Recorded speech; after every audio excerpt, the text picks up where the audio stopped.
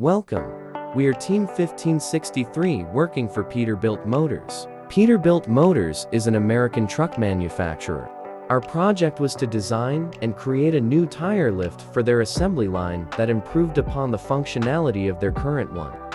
We researched and performed calculations for months to come up with a design, and once we did, we went through many different versions before reaching our final design. After agreeing on a final design and receiving approval from our client, we started fabrication. We ordered all the parts we would need and got right to work. This included cutting the metal, grinding, welding the frame together, and assembling the rest of the parts. After our prototype was fully assembled, we took it to our client to test it out. As you can see, we are testing how our prototype will move up and down, and how to load the tire on. You can also see how the top roller will clamp down on the tire, and how the tire will rotate while loaded on.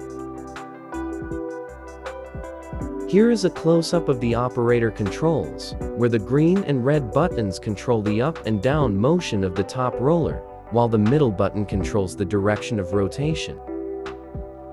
To accommodate all operators, the control arm height is adjustable as shown. Thank you for stopping by to check out our project.